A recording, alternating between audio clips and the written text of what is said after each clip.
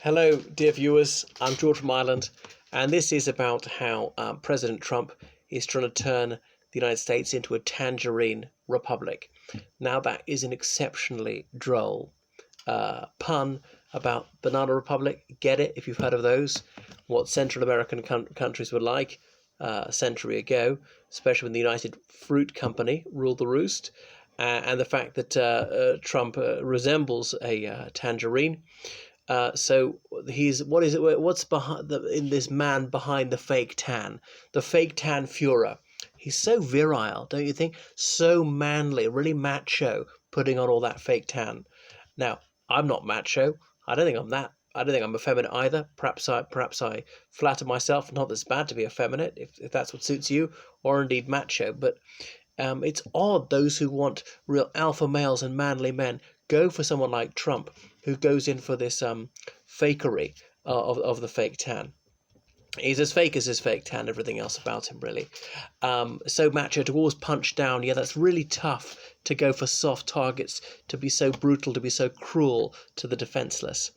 So what is Trump up to these days? Well, the murder of George Floyd is possibly a blessing for Trump in that there's obviously the backlash to that, the Black Lives Matter movement, and it's a chance for him to take his ball to a different part of the beach. Coronavirus deaths are going up at least 1,000 per day, and it's affecting certain areas more heavily, which were not so badly affected by it in the initial outbreak. Moreover, the economy is not looking rosy either.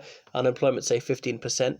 Now, there was more job growths in May than some people had anticipated.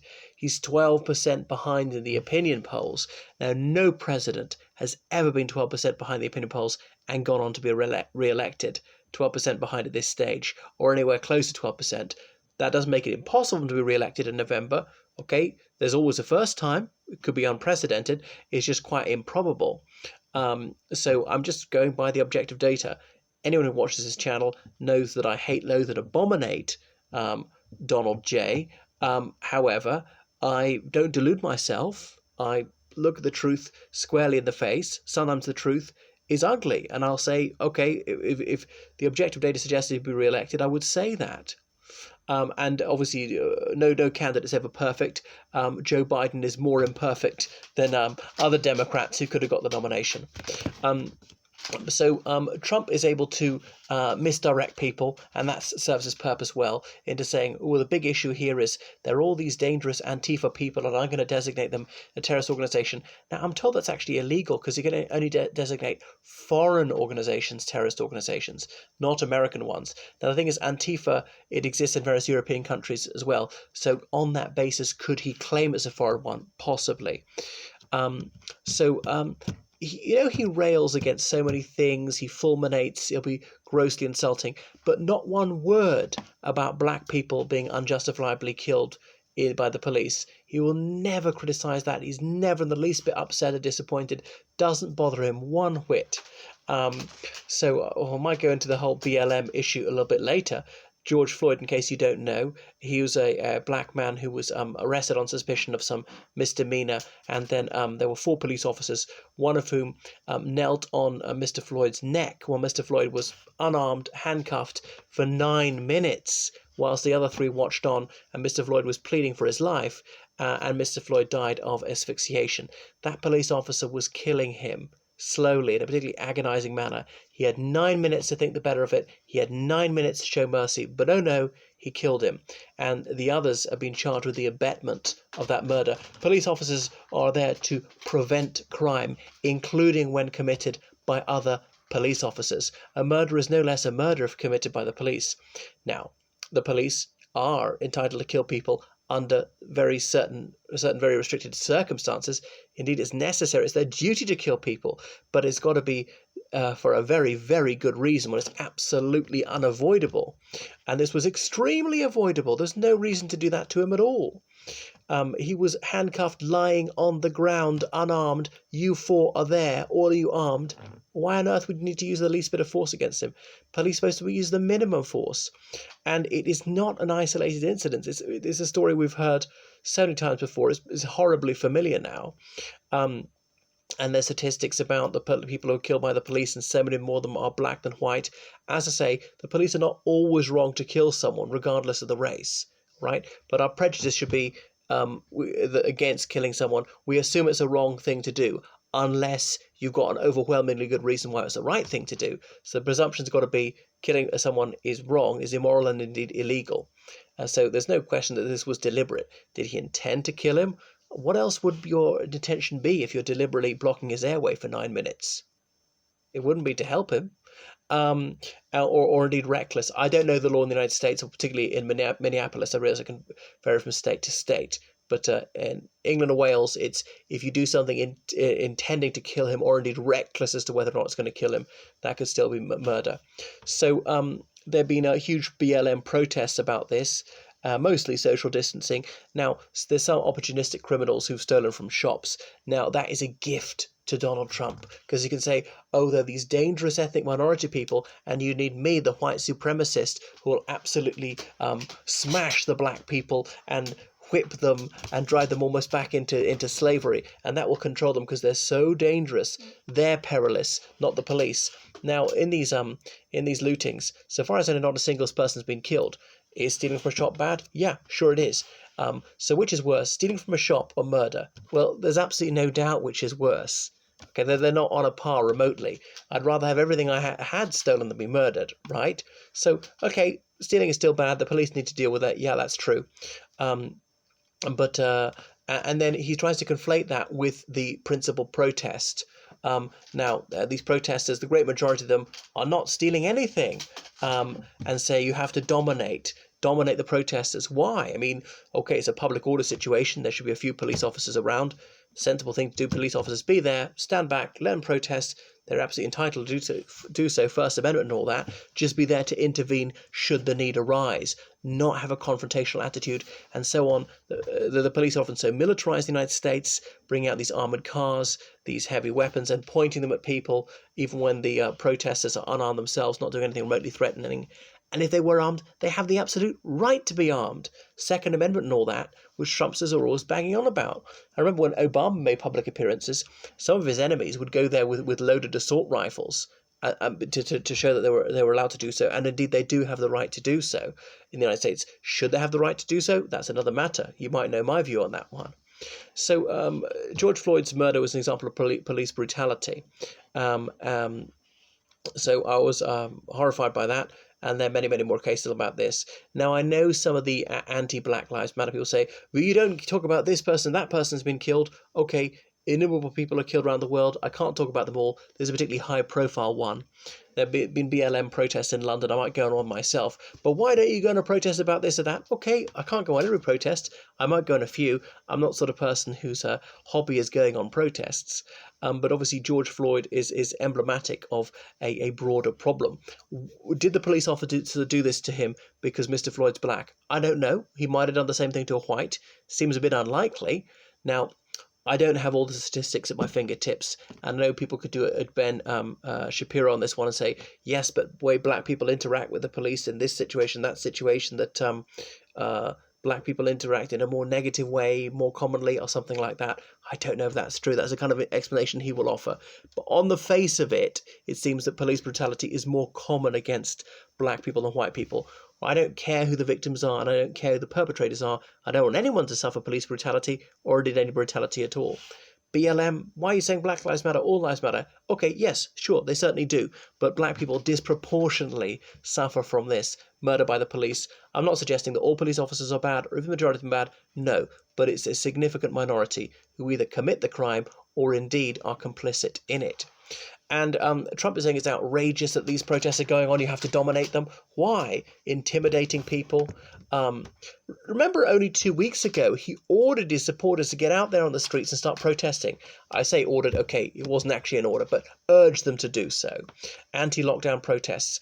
And the police were there for that. And for the images I've seen, none of them were in military gear. None of them were pointing weapons at anyone. Trump didn't think those need to be dominated. He's trying to intimidate people into not expressing their views. But this plays as tough, this incipient totalitarianism that appeals to the white supremacist element in the United States, or There's certain personality disorder. I can't think what it's called. That sort of control freak one where you want to really frighten people and have them begging for their lives. Sort of the Vladimir Putin mentality, the police state mentality of bludgeoning people into submission. So those who would like to subjugate others, they see this as very alluring. And remember when Trump went to some church just to hold a Bible? You can hold a Bible anywhere. Hold it in the Oval Office. It's not like you read it. He can't quote any verses from it. Saying 2 Corinthians instead of 2 Corinthians. He's just not au fait with the rudiments of Christian etiquette. To hold the Bible upside down, you may have noticed, for that photo op, and people tear gas to get them out of the way. They're not dangerous. I mean, do they have a right to be on the road? Maybe they do. I'm not sure. You could have just waited for them to clear, or just go somewhere else. It's not vital you go to that church. He is the modern day Nero, fiddling while Rome burns, doing nothing whilst coronavirus is letting rip. Now, it's only killed 110,000 people in the United States. I know out of 330 million, might say that's really not very much. So, if it was 3.3 million, that'd be 1% of the population. 330,000, that's the level it will reach by the election, probably. That'd be like 1 in 1,000 people in the United States. In the UK, it's almost killed 1 in 1,000 people already. You might consider that tolerable. But why react so strongly to something like 9/11, which killed 3,000 people? It was only 3,000 out of 300 billion. Why do we care? Now, all right, being killed by human malevolence somehow seems to be worse to people than killed by a natural cause. On the other hand, you can say, well, death is death. We don't want it in any form. Actually, I know we can't avoid it completely. We try and delay it. But one of my interlocutors here said, "Oh, we don't liken him to Nero because the big difference is Nero was anti-Christian, Trump is Christian." Well, I think Trump is not Christian really. He just poses as being Christian. He doesn't seem to know anything about it or really live out any of the positive aspects of Christianity, and there's a negative side to it as well. White supremacists quite correctly say that the Bible specifically mandates the servitude of black people, holding them in subjugation in Genesis chapter 9. Obviously, that's rebarbative. That's grossly unjust, but that is in the Bible. There's a lot in the Bible which is deeply immoral.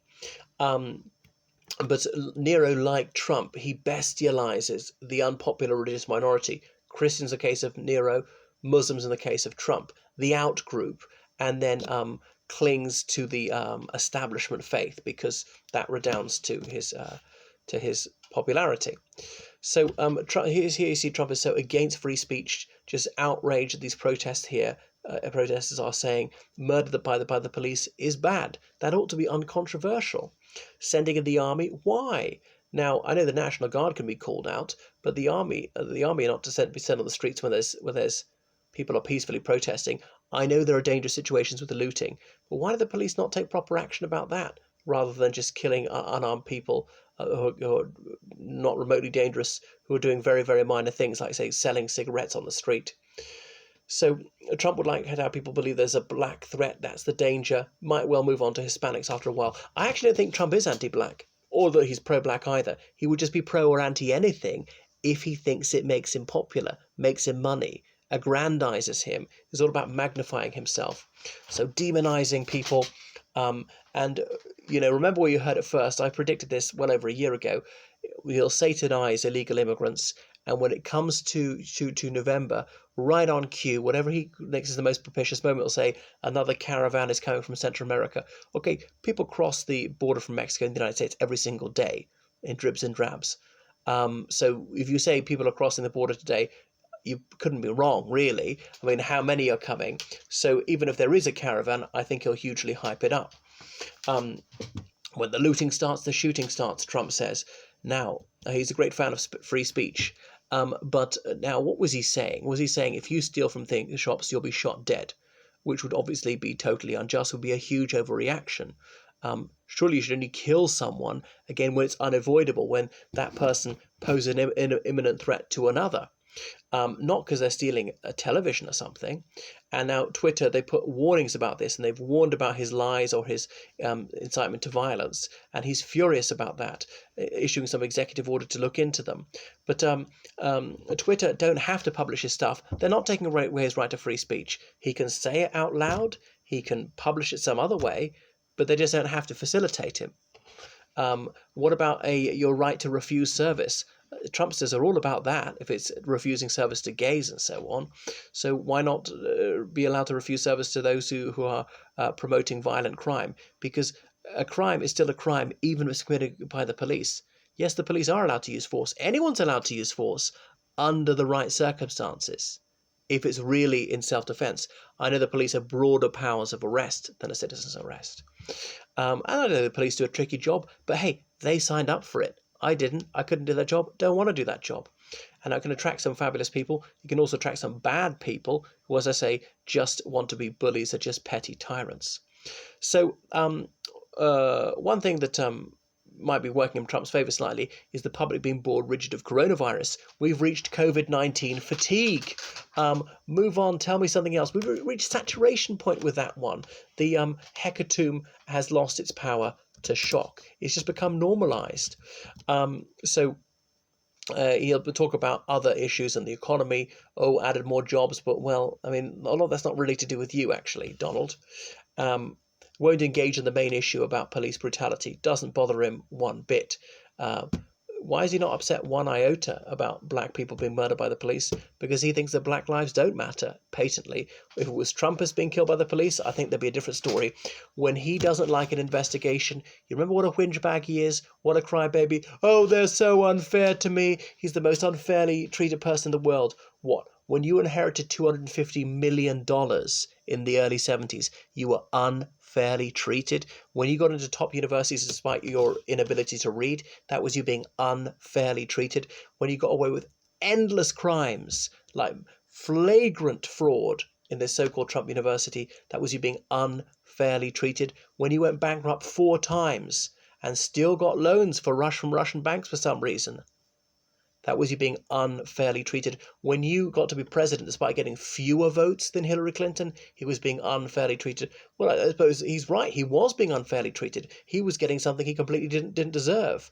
It's unfair that he's got away with heinous crimes endlessly. So Joe Biden's doing quite well. He's weighing his words, saying relatively little, proving himself in some regards to be the polar opposite of Trump. I know he's a white male of the same era, but people might really warm to him because he makes few remarks. He's a safe pair of hands, and he's refreshingly quiet. People could do with a bit of docility after this maelstrom of malice, which is Trump, after this constant ranting, these racist screeds from him, inflammatory rhetoric all the time, encouraging violent attacks at his rallies, and on and on and on. So Biden can be grandfatherly, reassuring, understated, and just pleasant to have around. And if there is a Biden presidency, he might say as little as possible. Go back to Warren Harding or Calvin Coolidge, something like that. Just reliable and diffident. And people might really warm to that and find that such a welcome change after Trump spewing out a hatred on a daily basis. Who would be in the ideal running mate for Biden? I suppose it would be a youngish black woman. Kamala Harris would be just the ticket for him. But would she say yes to him? They previously clashed over his attitude to school busing beforehand, the way he went quite easy on some of the white supremacists in the old days. He would have to, therefore, make a mea culpa, say, hey, I got it wrong, and I deeply apologize for my previous attitude. That was 40 years ago. Because anyway, Trump is being exhausting and enervating his fusillade of insults and threats at people all the time. So I think maybe Biden's strategy is to say not too much and let Trump foul his own nest. Yeah, and Biden will largely win by default. So Trump might try and divert attention with playing tough with bombing Iran or something like that. So that always leads to an uptick in the short term, but you've got to time it right. If he did it now, probably be too early. That bounce in the polls for him would evaporate by the time of the election. If you do it the last possible minute, it'd be too late to significantly affect the election. A month earlier, 2 months earlier, I'm not sure what would be most advantageous for him. And of course, the only thing Trump has ever considered is what is good for him. He doesn't give a damn about anybody else, including his family, as is very blatant. So 42% of people approve of him, remember, he got 46% last time and just won, because so much is about the efficiency of the distribution. He could gain votes in, say, someone like Texas or Utah, be even more popular than 46%, because this coming time, Biden could even be slightly below Hillary's 48% and still win. It's quite difficult to see Trump winning. I don't write his political obituary yet. As you know, I completely revile him, but I don't write him off. His low cunning should not be underestimated. So what he'll do is try and not talk about coronavirus. He thinks he handled it so wonderfully. Coronavirus, he'll blame it on the Chinese. Remember how he was extolling them and President Xi's cooperation, saying it was really first class, they told them everything, and now he tries to blame them, saying, oh no, it was all false, when his own experts for a month were telling him how serious this was. Joe Biden was saying in public that we can't dismiss this as something petty, this is major, we have to take it seriously, we have to get ready, and Trump did almost everything he could to exacerbate it. Now he might be holding his huge rallies, getting people to go back to church, and spreading and killing off a lot of his supporters. Well, that's my penny's worth on how this Tangerine Republic, he'd like to turn it into something like North Korea. Remember, he loves that vicious, savage communist tyrant Kim Jong-un. He would like to be the Kim Jong-un of the United States. It's nauseating, and it staggers me that the Republican Party tolerates it, and they're all shouting him down. You know, the Republican Party always had its flaws, but until very recently, they were agreed on one thing. Republicans, they were all against communist tyrants. And now one is treated with this unexampled indulgence, indeed, exaltation in the Republican Party. So there we are. Please follow me on Twitter, on Instagram, and Facebook, and book online lessons with me in history, politics, religious studies, English literature, English as a foreign language, French, and law. Check out my English law channel, and indeed my British poesy channel, and book me as your tour guide when you come to London town. Get me to translate for you from French, Spanish, Italian, Russian, Romanian, or German. Toodaloo.